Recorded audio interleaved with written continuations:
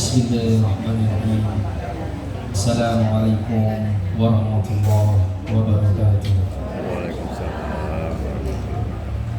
Alhamdulillah, alhamdulillahi rabbil alamin. Wa bihi nasta'inu ala umuri dunya waddin. Wassalatu wassalamu ala asrafil anbiya'i wal mursalin wa ala alihi wa sahbihi ajma'in, amma ba'du. Alhamdulillah,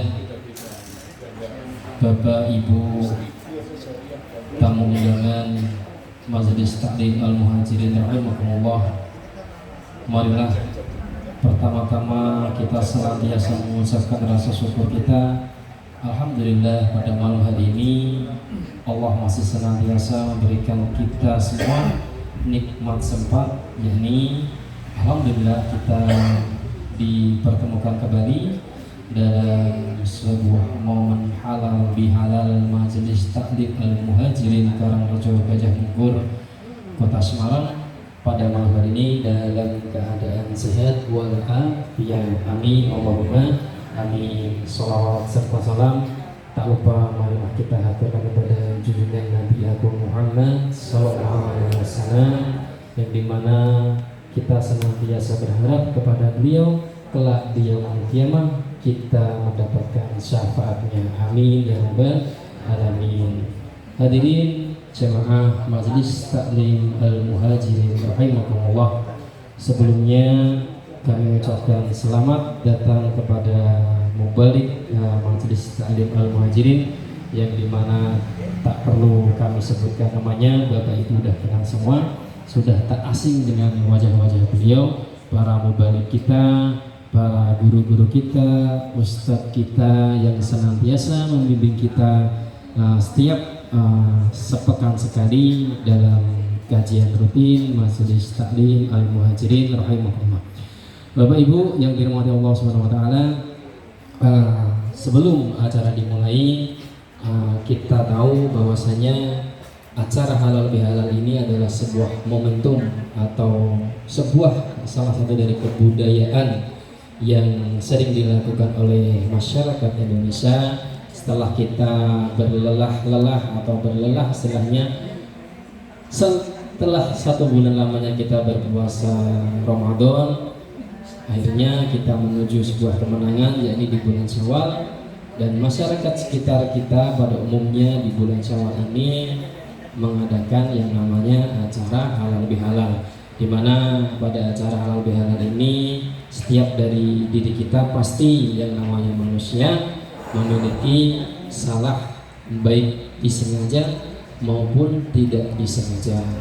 Sebagaimana guru saya pernah berpesan bahwasanya yang namanya hidup itu antara hablu minallah dan hablu minanas itu harus berjalan seimbang. Karena ketika kita melakukan sebuah dosa yang dimana dosa itu berhubungan dengan Allah, kita tobat selesai. Tetapi bila mana ketika kita melakukan suatu istilahnya dosa kepada manusia, itu belum tentu bisa ditebus hanya dengan kita beribadah kepada Allah. Sebagaimana contohnya ketika kita melakukan sebuah maksiat, istilahnya kita berbuat curang ataupun halnya yang dimana itu ada hubungannya dengan Allah, kita bertobat kepada Allah, selesai. Seperti contoh ketika kita di bulan puasa kemarin, sebagai contoh yang paling gampang, ketika kita tidak bisa berpuasa, kita ganti dengan membayar fidyah bagi yang istilahnya pada saat bulan Ramadan kemarin tidak mampu, istilahnya diganti dengan fidyah. Ibadah kepada Allah tidak bisa diselesaikan, tetapi diganti dengan ibadah sosial, selesai.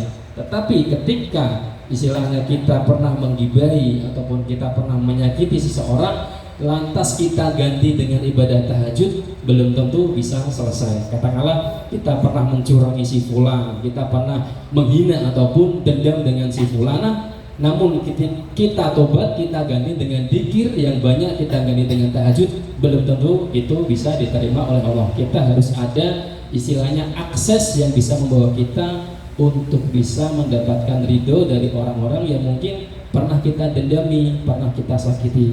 Maka dari itu alhamdulillah pada momen malam hari ini kita dipertemukan, yang dimana mungkin saya selaku MC atau pembawa acara di setiap kajian rutinan ini, yang mungkin ada kata-kata ataupun sebuah sikap atau perilaku saya yang mungkin tidak berkenan pada Bapak Ibu semuanya, saya mohon maaf yang sebesar-besarnya. Begitu juga dengan nanti antar jamaah.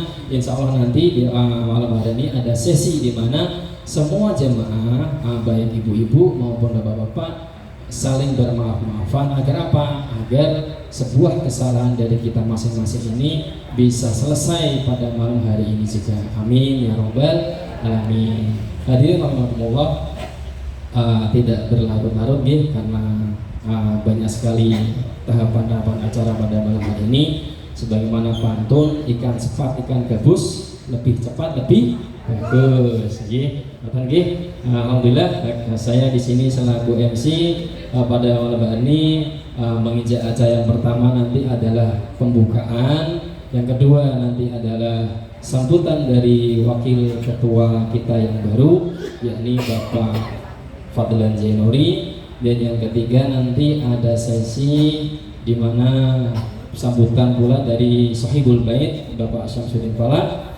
Kemudian sebagaimana tahun sebelumnya ada sesi kesan dan pesan harapan dari majelis taklim ini, dari ibu-ibu perwakilan satu orang, bapak-bapak perwakilan satu orang. Dan menginjak acara berikutnya nanti ada sedikit tausiah yang akan disampaikan oleh guru kita Ustadz Sodikin. Lanjut ditutup dengan doa yang dipimpin oleh Ustadz Sukri. Selepas itu ramah tamah halal bihalal, dan sudah tahu semua, sudah disiapkan hidangannya, nanti bisa makan atau kalau misalkan bisa dibawa pulang gitu.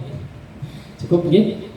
Marilah kita menginjak acara pertama. Kita buka acara malam hari ini dengan bacaan basmalah bersama-sama. Bismillahirrahmanirrahim. Menginjak acara berikutnya yakni sambutan dari wakil ketua kita yang baru, yakni Bapak Fadlan Zainuri. Bapak Ibu rahimakumullah, perlu kita ketahui bahwasanya kami sudah silahnya insya Allah kedepannya kami akan melakukan sebuah penyegaran yang baru. Jadi sebelumnya wakil ketua ini dipegang oleh Bapak Selamat. Insya Allah tahun ini ada sedikit penyegaran yang namanya upgrading sistem organisasi gitu. Jadi kita tidak istilahnya mencopot seseorang, itu tidak, kita hanya mengganti, sehingga insya Allah ada sebuah penyegaran di Majelis Taklim Al-Masjid ini. Baik, sambutan kepada wakil ketua kita Bapak Fadlan Zainuri dipersilakan. Monggo Bapak.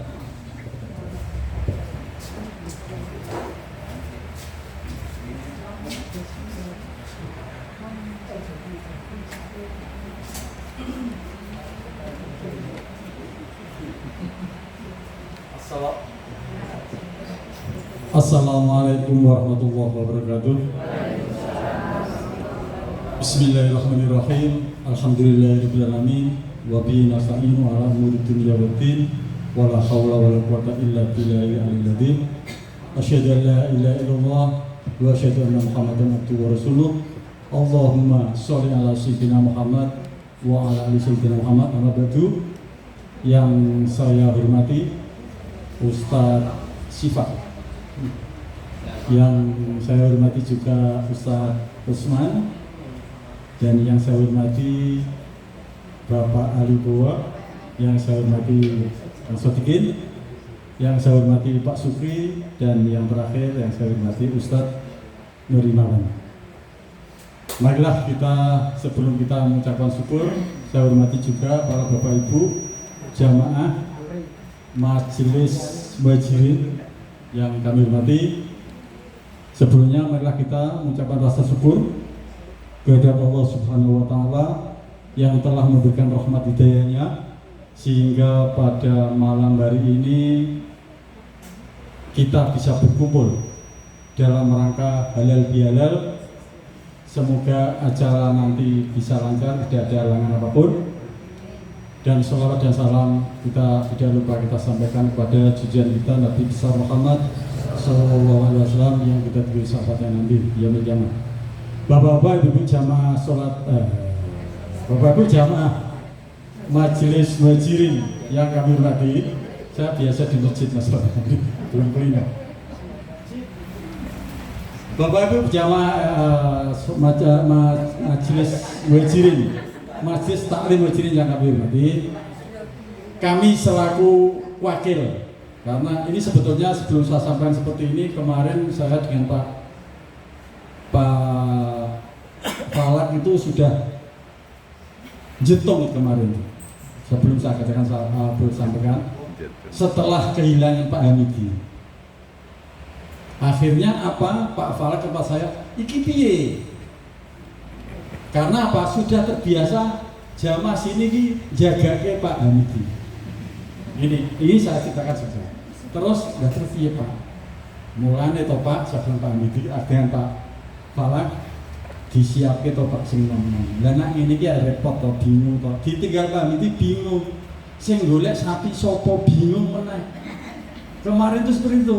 Wis Pak tenang. Monggo dibantu wong akeh. Terus akhirnya saya dan Miftah, Bu Lela, rapat di sini, Bu, putra kecil, yuk dibentuk piye iki. Udah. Akhirnya dengan tidak adanya Pak Hamidi memang betul-betul memang pengaruh banget di sini. Karena Pak Hamidi terus terang saya cerita tentang Pak Hamidi, saya dekat dengan Pak Hamidi itu sekitar 4 tahunan. Dan saya sering karo pagi jalan-jalan dihampirkan ning omahe ngopi, karena saya suka ngopi Fat, karo manggil saya Fat. Ngopi Fat, nggak ngopi, cerita, piye, mbok kowe iki melu ning muhajirin. Loh aku melu apa? Aku sering datang, tapi kowe kan sering di poro toh. Enggak Pak, insya Allah nanti saya tak kene. Kau bantu ya. Dan kadang-kadang saya dan Pak Hamidi dan Pak Falak juga nggak nyambung. Kayak kucing dan saya tanyakan Pak Sad dan Falak tuh selalu bertengkar tuh. Tapi jawab bertengkarnya nanti baik lagi. Ini katakan Pak Falak. Saya dan Pak Falak bilang saya mau dia seperti ini dan Pak Falak juga seperti itu. Ini cerita tentang Pak Hamidi. Mudah-mudahan almarhum diterima oleh Allah Subhanahu Wa Taala, dijauhkan sisa kuburnya, amin amin ya rabbal alamin. Dan sekali lagi saya selaku panitia mengucapkan terima kasih dan mudah-mudahan acara ini nanti bisa lancar. Dan kalau seandainya hidangannya masih kurang, mohon maaf. Ada kekurangannya, dan inti dari halal bihalal di sini adalah apa yang disampaikan oleh Mas Mia tadi tentang hablum minas. Saya dulu pernah dikasih tahu Mas Ali, Pak Ali Bowo, Lan, yang Mekah kira ana halal bihalal. Wah, sing ngono aku cuma Indonesia toh. Saya bilang karena saya karo di rumah panggilnya dia Mas, saya enggak Pak. Ya betul Mas. Wong kono ki nek bar tukaran iku langsung rangkulan. Barbar. Lah wong kene ora. Bar tukaran emang ngenteni setahun meneh. Sehingga tradisi halal bihalal bersatu di sini. Dan saya akan menceritakan tentang halal bihalal ini, beratnya orang yang punya dosa itu masuk neraka. Saya dulu waktu pernah ngaji dikasih cerita kiai saya, entah itu dari hadis atau apa nggak tahu. Ada seseorang yang mau naik haji, punya uang 1 dirham, 100 dirham, dan uang itu biar aman dititipkan kepada seseorang yang rajin ibadah, yang dititipin, sholatnya rajin, puasanya rajin, sholat tahajud orang kari, tasbih di masjid terus, enggak apa. Tiba-tiba setelah orang yang titip uang tadi pulang, uang itu mau diminta, orangnya sudah meninggal. Anaknya orang mesti ngerti kabeh. Akhirnya yang orang yang naik haji tadi sowan ke Masjidil Haram, tanya kepada kiainya di sana, Ustaz, Pak Yai gimana ini? Saya dulu punya uang tak titipkan orang tapi orangnya meninggal. Apa saran Ustadz yang di Mekah tadi? Dia menjadi saran, coba kamu datang ke sumur Zam-Zam. Karena sumur Zam-Zam terkenal sumur yang bersih dan sehat. Nanti kamu di sana, kamu panggil dia. Kalau kamu panggil tidak ada orang yang nyaut, artinya dia itu ahli neraka. Itu ceritanya Kiai Sak gitu. Setelah apa yang terjadi, orang itu datang ke sumur Zam-Zam, dipanggil, katakanlah umpamanya namanya situ Muhammad, tidak diam dia, nggak ngomong. Waduh, berarti orang kira ahli swarga. Akhirnya dia datang lagi ke tempatnya Ustadz tadi, tanya, Pak, uangnya menengahi Pak. Orang masih ngomong, coba kamu datang ke Yaman. Di sana ada namanya Barhut kalau nggak salah. Kamu tanya di sana. Setelah datang ke sana dipanggil, Mat, woi, kamu kayak orang Kalbina gitu. Woi, lu ngapa kene kono? Waduh, aku nih kene ngene. Lho kenapa? Terus ditanya, kamu ngapain di sini? Aku tanya, duitku ning ndi kae? Duit kamu saya taruh di plastik, tanam di sebelah pintu, kamu datang saya galilah uang itu. Nah, setelah uangnya digali dapat, tapi sebelum dia pergi tanya, kenapa kamu kok di sini?